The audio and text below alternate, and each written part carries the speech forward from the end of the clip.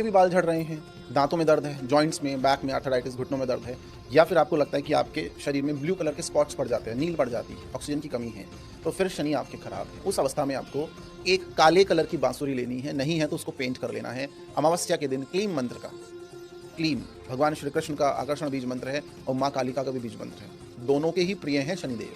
माँ कालिका से भगवान श्री कृष्ण से अरदास लगा सकते हैं।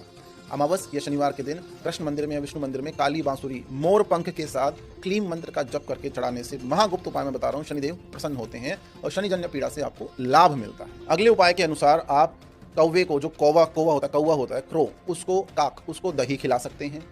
वृद्धाश्रम में जल की या भोजन की व्यवस्था कर सकते हैं और पक्षियों के लिए जल की व्यवस्था कर सकते हैं। शनिदेव अत्यंत प्रसन्न होते हैं। देखिए, सेकंड लास्ट उपाय मैं आपको बताता हूँ शनिदेव का।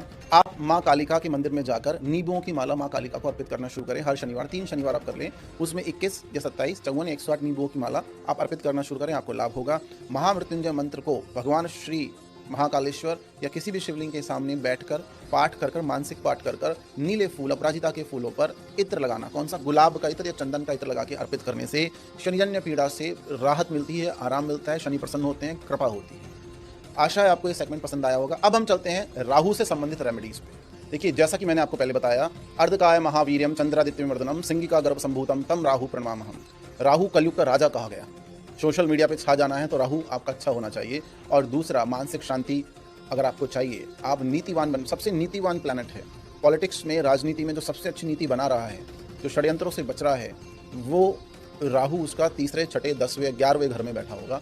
राहु उसका अच्छा होगा। राहु को अच्छा करने के लिए सबसे पहले आप देखिए, राहु को माँ भगवती कालिका, माँ बगलामुखी, भैरव अवतार सारे और पंचमुखी हनुमानों से बहुत भय लगता है। तो हमें राहु का सम्मान भी करना है, अपनी पूजा पाठ को नित्य बनाए भी रखना है। और दूसरा, हम इसके उपाय भी करते रहेंगे। देखिए, भगवान शंकर के शिवलिंग पर चंदन का लेपन या चंदन के इत्र का लेपन करने से राहु आपका अच्छा होगा, क्योंकि उनके गले में जो डला हुआ है सर्प, भगवान शंकर के गले में, वो राहु केतु का प्रतीक है।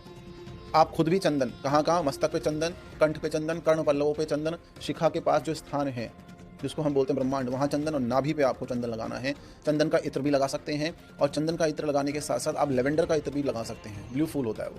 तो ये सब करने से राहु आपका बहुत अच्छे रिजल्ट देने लगता है। दूसरा उपाय, अगर राहु ज़्यादा परेशान कर रहा है, राहु की महादशा अंतर्दशा चल रही है, चले जाइए सिद्धपीठ। कहाँ पर? रजरप्पा, झारखंड। माँ छिन्नमस्तिका भवानी चिंतपूर्णिका, जिसको वज्र वैरोचनी डाकनी बोलते हैं, उनका मंदिर है। उड़द लेके जाइए अपने घर से और उस पोटली को सफ़ेद कपड़े में या काले कपड़े में, दोनों ही कपड़ों में, उस पोटली को माँ भगवती को अर्पित करें और अर्पण करने के बाद वहाँ पे एक नदी, अभिड़ा नदी, उसमें प्रवाहित कर दीजिए। राहु कभी आपको परेशान नहीं करेगा। ये भगवती राजराजेश्वरी छिन्नमस्तिका का प्रभाव है। वहाँ नहीं जा